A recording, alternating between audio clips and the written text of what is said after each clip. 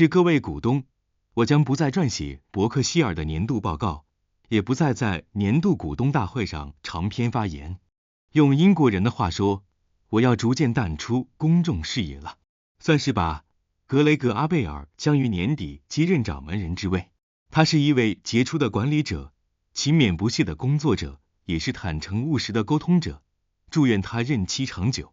我会继续通过每年的感恩节寄语，与各位股东及我的孩子们交流伯克希尔的相关情况。伯克希尔的个人股东群体十分特别，他们乐于将自身收益分享给不幸之人，慷慨程度远超寻常。我珍视与大家保持联系的机会。今年请允许我先稍作追忆，随后我会说明伯克希尔股票的分配计划，最后分享一些商业与个人感悟。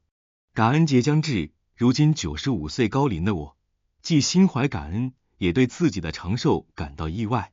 年轻时，我从未想过能活到这个年纪。早年，我曾险些丧命，那是1938年，当时奥马哈的市民将本地医院分为天主教医院和新教医院两类，这在当时看来是很自然的划分。我们的家庭医生哈雷·霍茨是一位友善的天主教徒，他总是提着黑色医疗包上门问诊。霍茨医生叫我小船长，诊疗费用也从不高昂。1938年，我突发剧烈腹痛，霍茨医生上门检查后告诉我，第二天就会好转。之后他回到家中吃过晚饭，还打了一会桥牌。但我那些颇为特殊的症状始终萦绕在他心头。当晚晚些时候，他便安排我前往圣凯瑟琳医院接受紧急阑尾切除术。在接下来的3周里，我感觉自己仿佛身处修道院，还渐渐喜欢上了这个新的舞台。我从小就爱说话，修女们也十分包容我。更令人开心的是，我的3年级老师马德森小姐让班上30名同学每人给我写一封信。男孩们的信我大概都扔掉了，但女孩们的信我读了一遍又一遍，住院也有意外的收获。康复期间最难忘的时刻，其实第1周的情况一直很危急，是我亲爱的伊迪阿姨送我的一份礼物。她给我带来了一套看起来十分专业的指纹采集工具，我立刻给所有照顾我的修女都采集了指纹。我或许是他们在圣凯瑟琳医院遇到的第一个新教孩子，他们也不知道该对我抱有什么期待。当然，我的想法完全异想天开，我觉得有一天可能会有修女走上歧途，而联邦调查局 FBI 会发现他们居然没给修女采集过指纹。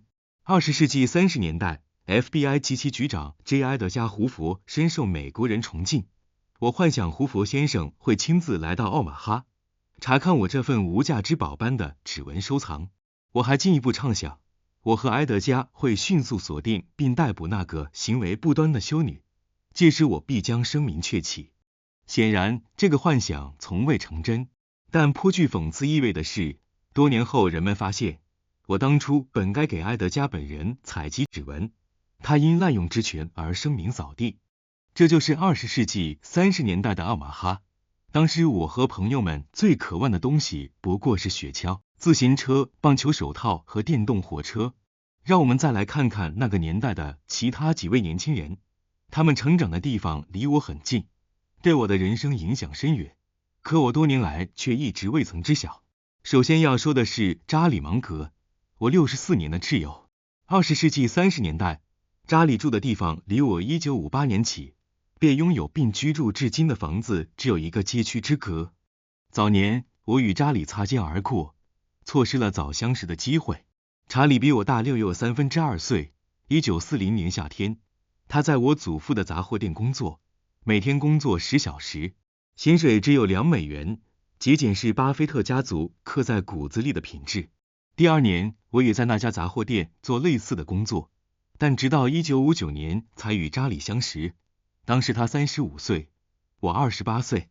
2战服役结束后，查理从哈佛法学院毕业，随后永久移居加利福尼亚州。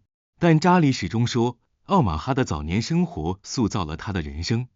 60多年来，查理对我的影响巨大，他是最好的老师，也是最贴心的大哥。我们虽有分歧，却从未争吵过。我早告诉过你这种话，他从未说过。1958年，我买下了人生中第一套也是唯一一套房子。当然，房子在奥马哈，距离我成长的地方，宽泛意义上的约2英里，离岳父母家不到2个街区，离巴菲特杂货店约6个街区，距离我工作了64年的办公楼只有6到7分钟的车程。再来说说另一位奥马哈人斯坦利普西。1968年，斯坦将奥马哈太阳报周刊出售给伯克希尔，10年后应我的请求移居布法罗。当时伯克希尔旗下的布法罗新闻晚报正与当地唯一一家发行周日版报纸的早报竞争对手展开生死较量，而我们处于下风。最终，斯坦打造了我们全新的周日版报纸。在接下来的几年里，这份曾经资金大量流失的报纸，以3300万美元的投资，实现了每年超过100%的税前回报率。在20世纪80年代初，这笔收入对伯克希尔而言至关重要。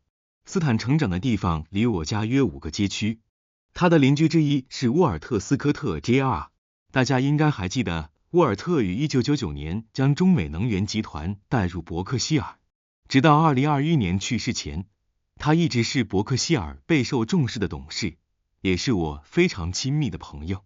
数十年来，沃尔特一直是内布拉斯加州慈善事业的领军人物，奥马哈市乃至整个州都留下了他的印记。沃尔特曾就读于本森高中，我原本也该去那所学校，直到1942年，我父亲出人意料地击败了一位4届在任议员，成功当选国会议员，人生充满了意外。等等，还有更多巧合。1959年，唐基奥和他的年轻家人住在我家正对面的房子里，距离芒格一家曾经居住的地方约100码远。当时唐还是一名咖啡推销员，但后来他成为了可口可乐公司的总裁，同时也是伯克希尔尽心尽力的董事。我认识唐的时候，他年薪1.2万美元，却要和妻子米奇抚养5个孩子，而且所有孩子都要上天主教学校，需要支付学费。我们2家很快成了好朋友。唐来自爱荷华州西北部的一个农场，毕业于奥马哈的克瑞顿大学。早年，他与奥马哈本地姑娘米奇结了婚。加入可口可乐公司后，唐逐渐成为全球知名的传奇人物。1985年，唐担任可口可乐公司总裁期间，公司推出了命运多舛的新可乐。唐发表了一场著名的演讲，向公众道歉，并恢复了经典可乐的销售。在此之前，唐发现所有寄给头号白痴的邮件都会直接送到他的办公桌，这让他改变了想法。他的这场道歉演讲堪称经典，在 YouTube 上可以观看。他坦然承认，事实上可口可乐产品属于公众而非公司。随后，产品销量大幅飙升。你也可以在扎里罗斯访谈网 charlieross.com 上看到对唐的一场精彩采访。汤姆·墨菲和凯格雷厄姆的访谈也有几处亮点。和扎里·芒格一样，唐始终保持着中西部人的本色，热情友善，骨子里是纯粹的美国人。最后要提到的是阿吉特·贾因和我们即将上任的加拿大籍 CEO 格雷格·阿贝尔。阿吉特在印度出生长大，而格雷格在20世纪末都曾在奥马哈居住过几年。事实上，20世纪90年代，格雷格住在法纳姆街，离我家只有几个街区，但当时我们从未谋面。难道奥马哈的水里面真的有什么神奇成分吗？我10几岁时曾在华盛顿特区生活过一段时间，当时我父亲在国会任职。1954年，我在曼哈顿找到了一份自以为会从事一生的工作，在那里，本格雷厄姆和杰瑞纽曼对我非常好，我也结交了许多终生挚友。纽约有着独特的优势，如今依然如此。尽管如此，1956年，仅仅工作了1年半后，我还是回到了奥马哈，此后再也没有离开过。后来，我的3个孩子以及几个孙辈都在奥马哈长大。我的孩子们都就读于公立学校，与我父亲1921届，我的第1任妻子苏西1950届，扎里斯坦利普西、欧文布鲁姆金和罗恩布鲁姆金，内布拉斯加家具城发展的关键人物，以及杰克林沃尔特1923届。国民赔偿公司的创始人1967年将公司出售给伯克希尔，成为我们庞大财产险与意外险业务的基石。毕业于同一所高中，我们的国家有许多优秀的公司、顶尖的学校和一流的医疗设施，每一项都有其独特的优势，也不乏人才。但我深感幸运的是，我在奥马哈结交了许多终身挚友，遇到了我的2任妻子，在公立学校接受了良好的启蒙教育，年少时认识了许多有趣友善的奥马哈成年人，还在内布拉斯加州国民警卫队中收获了各行各业的朋友。简而言之，内布拉斯加州就是我的家。回首往事，我觉得无论是伯克希尔还是我个人，之所以能取得如今的成就，都得益于将总部设在奥马哈。如果我居住在其他任何地方，都不可能有这样的结果。美国中部是一个非常适合出生、养育家庭和创业的地方。凭借纯粹的运气，我在出生时就抽到了一支无比幸运的签。现在来说说我的高龄。我的基因其实并不占优势，家族有史以来的最长寿记录，诚然追溯的越远，家族记录就越模糊。在我之前是92岁，但我很幸运，从哈雷霍茨医生开始，到如今奥马哈的医生们都睿智友善且尽职尽责，至少有3次都是住在我家几英里范围内的医生救了我的命。不过我已经不再给护士采集指纹了。95岁的年纪可以随心所欲的做一些古怪的事，但也要有个限度。能活到高龄需要极大的运气，每天都要避开各种意外，比如脚下的香蕉皮、自然灾害、酒驾或分心驾驶的司机、雷击等等，不胜枚举。但运气变幻无常，而且恕我直言，它极其不公。很多时候，我们的领导者和富人得到的运气，远超他们应得的份额。而这些受益者往往不愿承认这一点。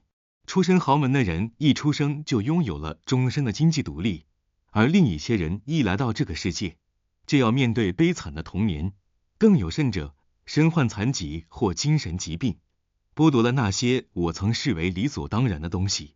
在世界上许多人口稠密的地区，我很可能会过着悲惨的生活，而我的姐妹们的境遇会更糟。我1930年出生，身体健康，智力尚可，是白人男性，且出生在美国。哇，感谢幸运女神的眷顾。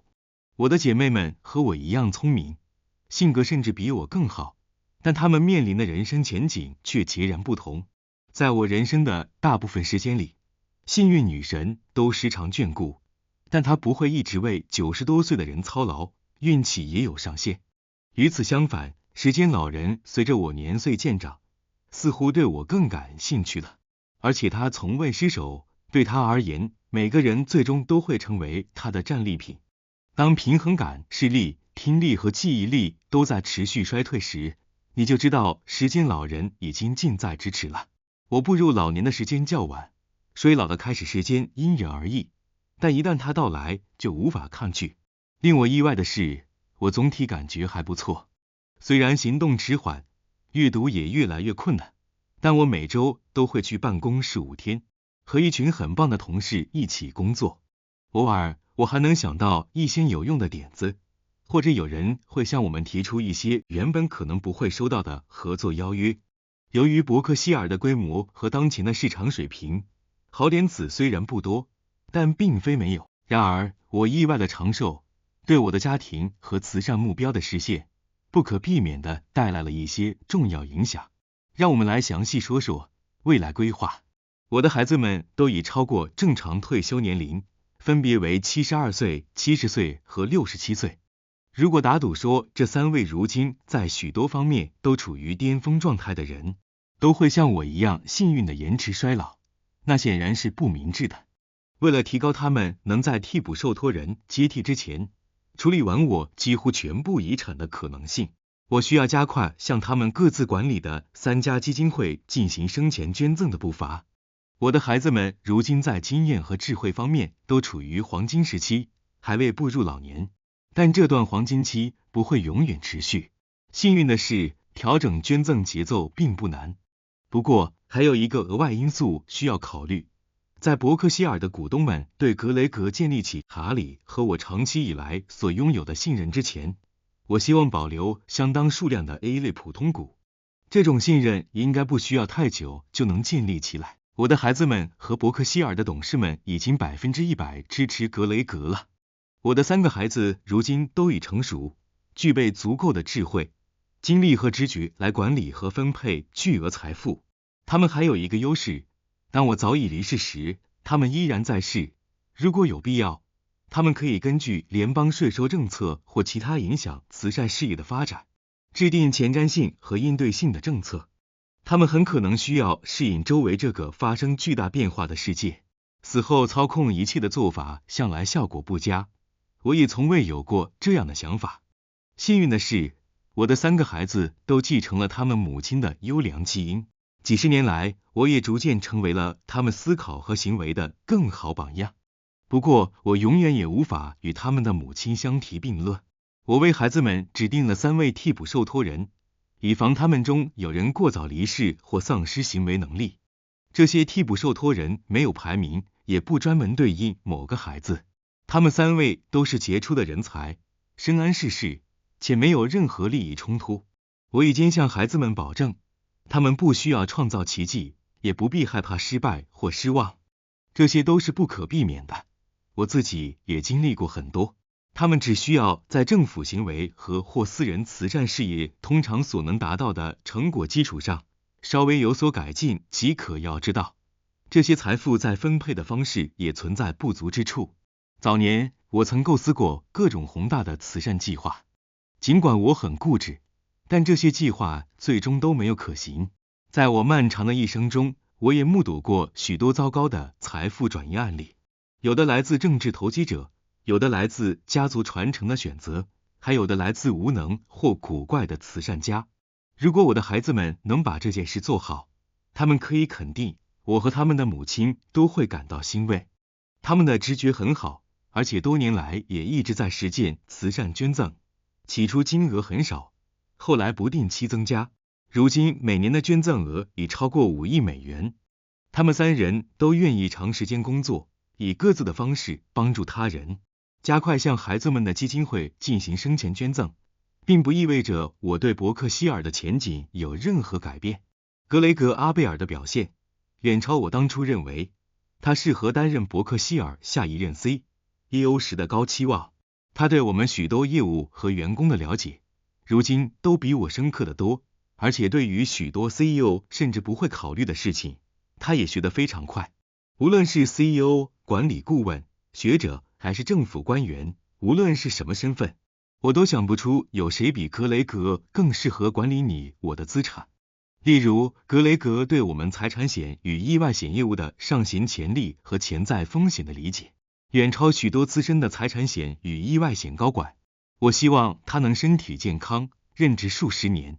只要运气好一点，伯克希尔在下一个世纪可能只需要5-6位 CEO， 尤其要避免那些打算65岁退休，一心想追求引人注目的财富或建立家族王朝的人担任 CEO。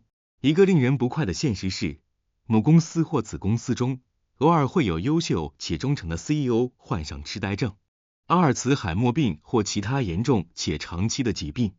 查理和我曾多次遇到过这种情况，但都没有及时采取行动。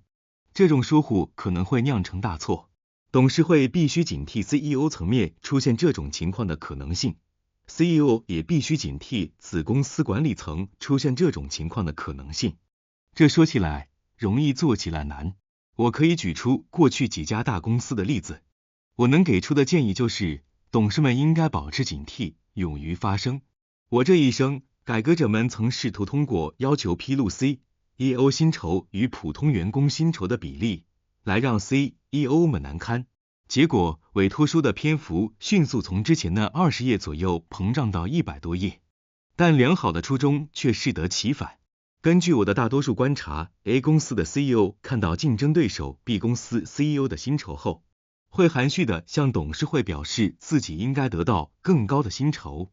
当然，他还会提高董事的薪酬，并精心挑选薪酬委员会的成员。新规定引发的是嫉妒而非节制。这种薪酬逐级攀升的现象愈演愈烈。毕竟 CEO 也是人，那些非常富有的 CEO 往往会因为其他 CEO 变得更富有而感到困扰。嫉妒与贪婪总是如影随形，而且有哪个顾问会建议大幅削减 CEO 薪酬或董事报酬呢？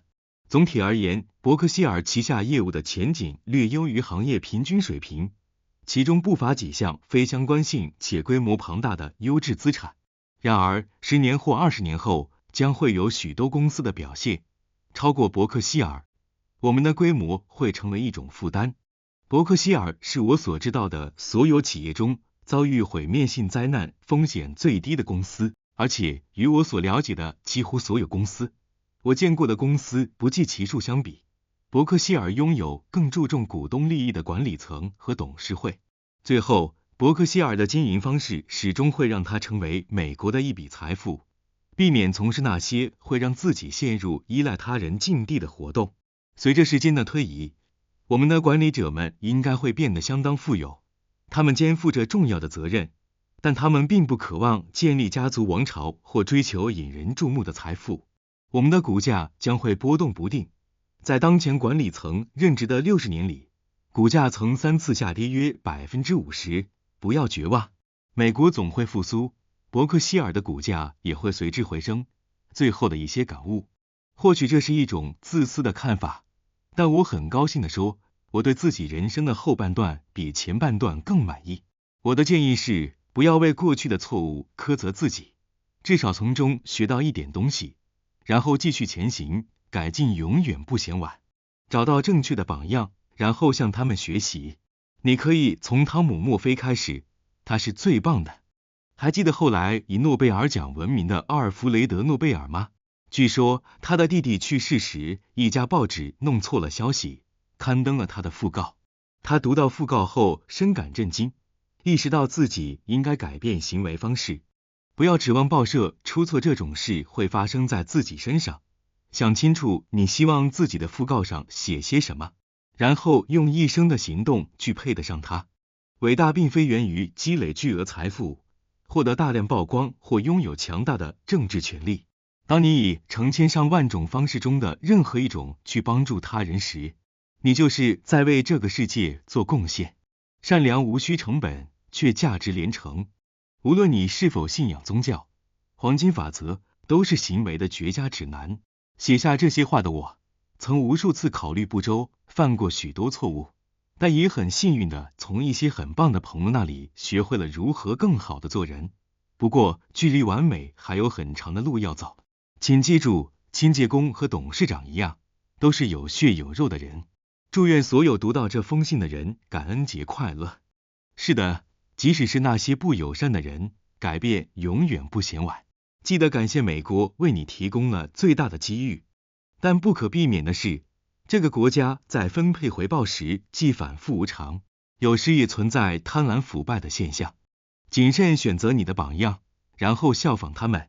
你永远不会完美，但你总能变得更好。